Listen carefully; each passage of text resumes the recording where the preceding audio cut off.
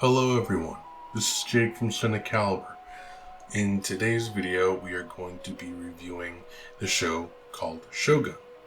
Now, for those that have stayed with the channel, this is actually CINECALIBER's first TV show review. Alright. The way I'll be reviewing this show is in bunches. So this video will be episodes 1 to 3, there will be another video for 4 to 6, and then there will also be another one for 7 to 10.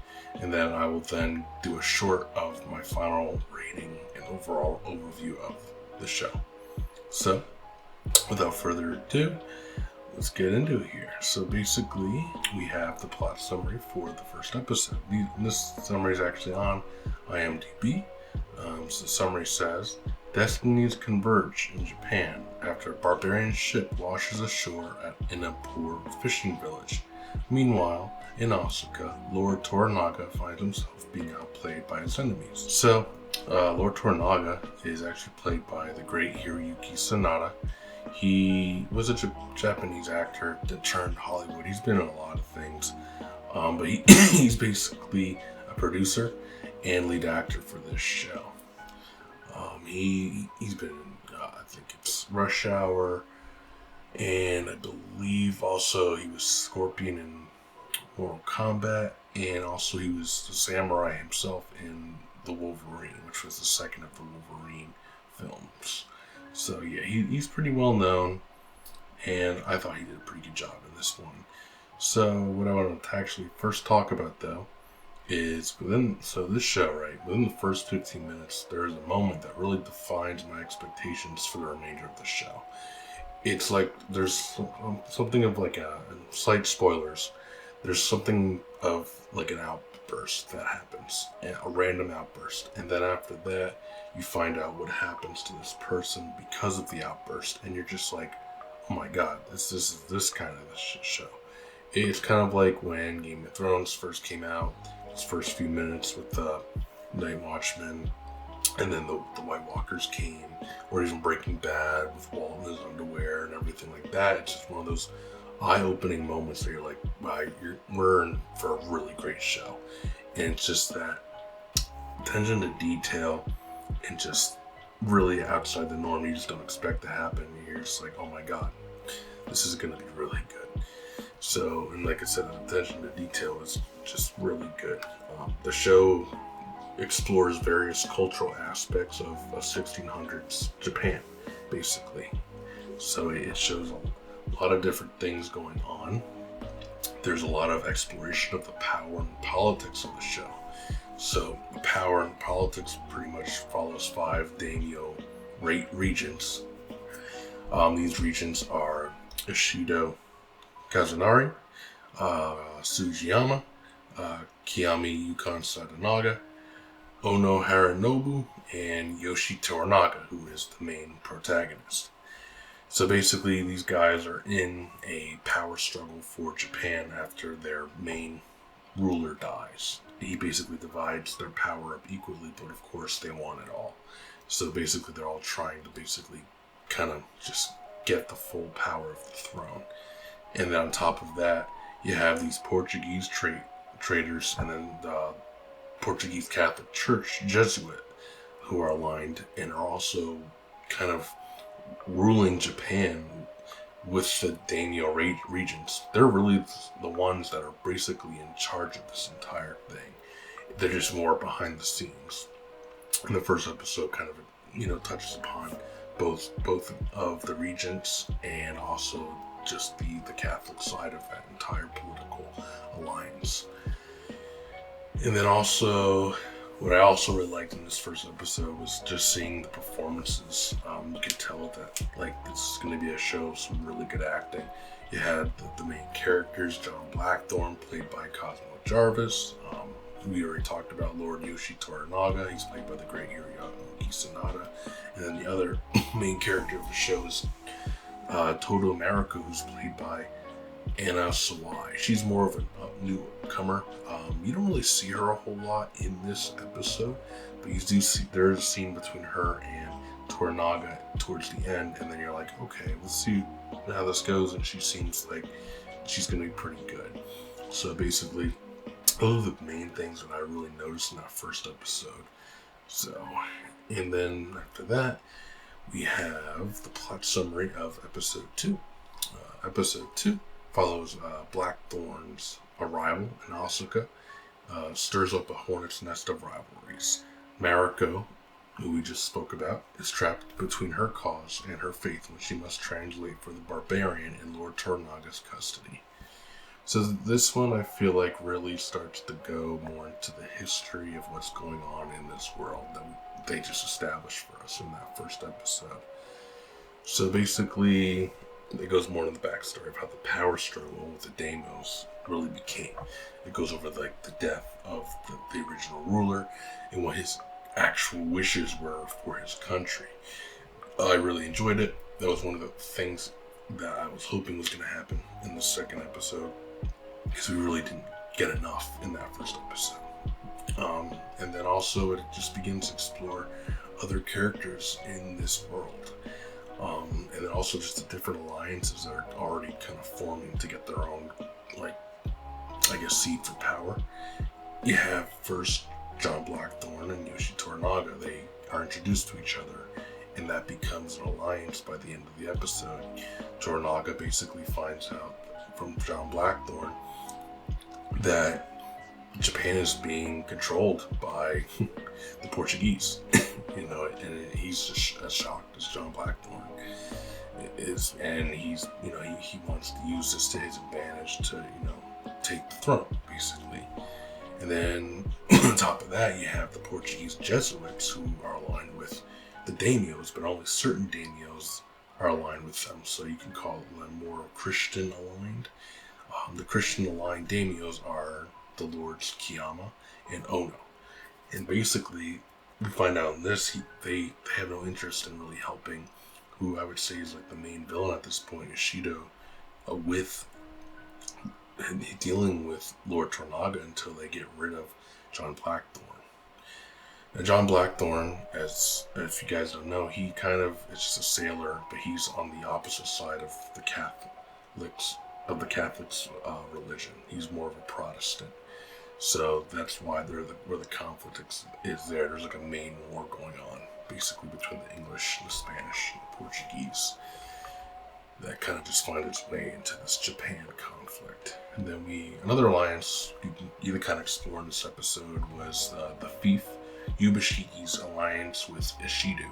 Yubashi, I don't know what to make of him yet. He was in the first episode, and he kind of just seems like one of those guys that, like, he's a scoundrel. Like, he's in it for the power. He's gonna be with whoever. He's gonna be aligned with whoever has the highest power, and you kind of see that here. Like, he's actually aligned with Tornaga originally, but then he's like, "Hey, Ishido, you should do this because you could become on top." So you kind of see already a side of that, and that's why I'm like, I don't know about this guy. I think he's going to be bad news for Tornaga's quest, but we'll have to wait and see.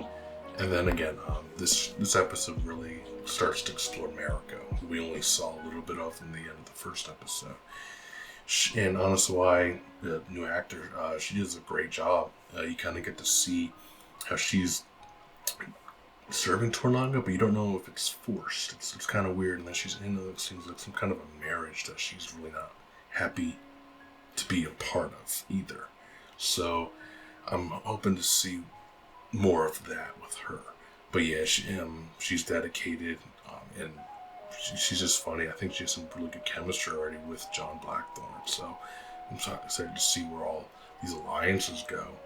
And then also this episode had a pretty decent ending action sequence. I don't want to spoil too much of the story, but it's a sequence that was kind of quick and to the point, but it was nice little samurai action, and it kind of just going to lead into that third episode. So, and then after that, we're going to go into the plot summary of the third episode, and that is after Blackthorn survives a brazen assassination attempt. Spoilers. Toranaga realizes he must ferry his allies out of Osaka or risk certain defeat. So basically, what was a bullseye for episode 3 is this is another really good episode that shows the world building of the show. There's continuing shifted lines between the various clans, and this one is more like we see more of Yubashiki kind of shifting toward Toranaga, but again, I really don't know what to think of this guy yet. He is still just kind of like, you're a bit of a scoundrel still.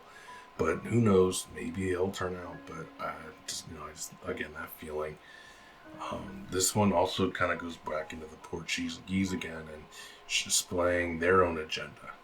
Basically, something happens where they're kind of put on hold, but you can tell that they're like, no one puts us on hold. We kind of do what we want. And there's a moment with that, and you can just tell that they're very on top of what's going on, and they have their own agenda of what's going to happen when all this is said and done with this upcoming conflict with the Daemons for the throne. And then another thing I noticed too is there was a pretty decent exploration between a Portuguese sailor, Rodriguez, and Blackthorn, an uneasy alliance there. So they kind of, in the first episode, cross paths a lot, and that kind of comes back in this third episode to kind of help Blackthorn. And those who watch the episode will get what I'm talking about. But I really liked that. I liked how they kind of took a part from the first episode and just made it relevant for the third. So it just kind of goes along with, hey, here we are, and then we go to this point. The world building, the storytelling, the characterization is just really well done for this show.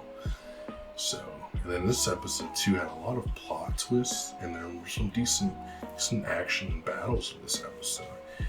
I mean, it's another slight spoiler here, but the clan Kiyama, that's one of the Daimos. They attack a caravan led by Clan Ashido and Clan Toranaga, and that whole thing happens. Then something happens where Ashido and Toranaga kind of turn on each other, the clans, because they find out that Toranaga had been hiding in the caravan the whole time, which he's not supposed to. So that whole sequence of events was great. It was like, oh my god, what's happening here? Like, who's on whose side? It's just a bunch of craziness.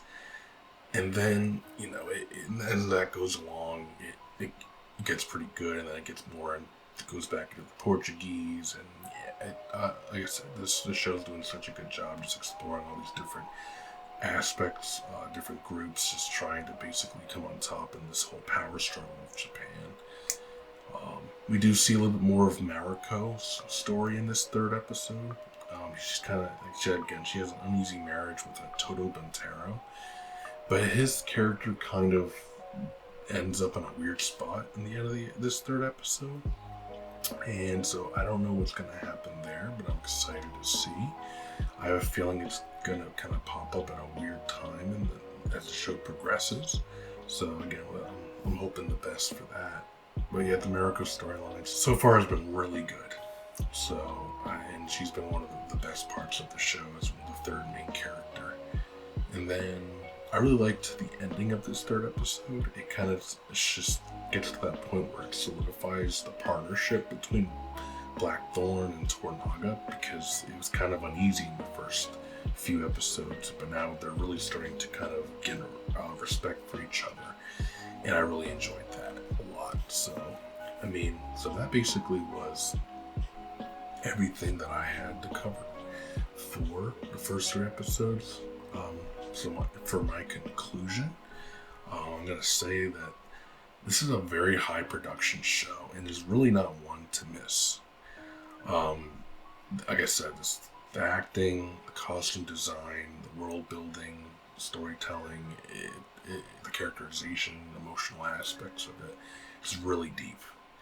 And yeah, I'm really enjoying it. I can't wait to see where the rest of the show goes. My next video is going to be covering episodes 4, 5, and 6. And really, I really have no dislikes so far for this show. Everything I went over is just pretty much what was a bullseye and my likes for the show. Now, if you guys have seen the first 3 episodes and want to basically tell me what you thought of the shit so far. Please let me know. And as always, comment, like, and subscribe to this channel. And that's about it. Alright guys, thank you very much. Have a great night or day.